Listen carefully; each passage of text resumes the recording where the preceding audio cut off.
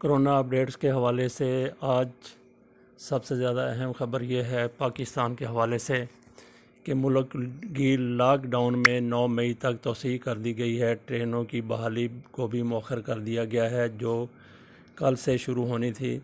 پنجاب میں بھی 15 دن بڑھا دیے گئے ہیں۔ سندھ میں کاروباری سرگرمیاں محدود پیمانے پر بحال کر دی گئی ہیں۔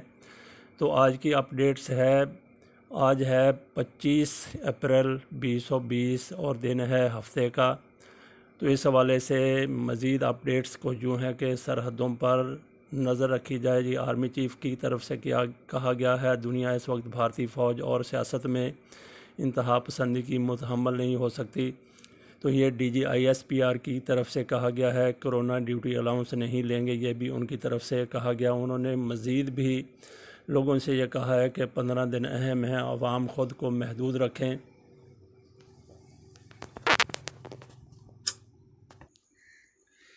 پاکستان میں کرونا سے گزشتہ روز مزید 12 افراد جاں بحق ہو گئے۔ تو عالمی ادارہ صحت کی طرف سے کہا گیا ہے کہ پاکستان میں جولائی تک متاثرین کی تعداد 2 لاکھ ہو سکتی ہے۔ نہ جانے یہ اس ورلڈ ہیلتھ آرگنائزیشن کا تجزیہ ہے یا اس کی خواہش ہے، بہرحال پاکستان میں اس حد تک جاتی ہوئی تعداد نظر نہیں آ رہی۔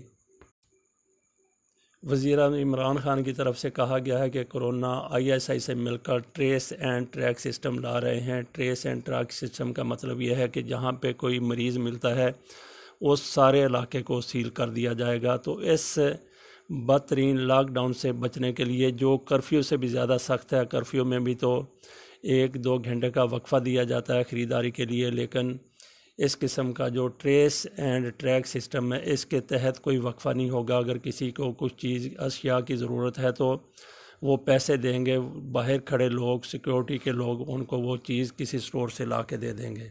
یہی کچھ آج پورے پاکستان میں جہاں جہاں بھی لاک ڈاؤن ہے، جہاں جہاں بھی ایکٹ سے کیسز سامنے آئے ہیں، یہی کچھ ہو رہا ہے۔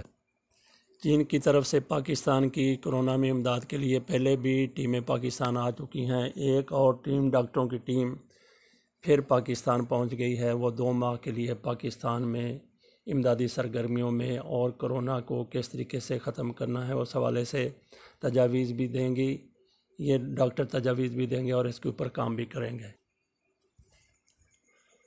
دنیا بھر میں کرونا کے 138 پاکستانی جاں بحق ہوئے۔ پاکستان میں مرنے والوں کی تعداد پورے 250 ہو گئی ہے، لیکن دنیا بھر میں جو پاکستانی جاں بحق ہوئے ہیں کرونا سے ان کی الگ سے تعداد 138 ہے، یہ ترجمان دفتر خارجہ کی طرف سے کہا گیا ہے۔ اور ادھر افغانستان میں کئی ڈرائیور پھنسے ہوئے تھے، پاکستانی ڈرائیوروں کی واپسی مکمل ہوگی اور اس کے ساتھ ہی ان کی واپسی کے لیے باب دوستی جو کھولا گیا تھا گیٹ، وہ بھی دوبارہ بند کر دیا گیا ہے۔ مزید 70 ڈرائیور وطن واپسی پر قرنطینہ ان کو جو آخر میں آئے ہیں منتقل کر دیا گیا۔ ایک ہفتے میں 195 شہریوں کی افغانستان سے واپسی ہوئی ہے۔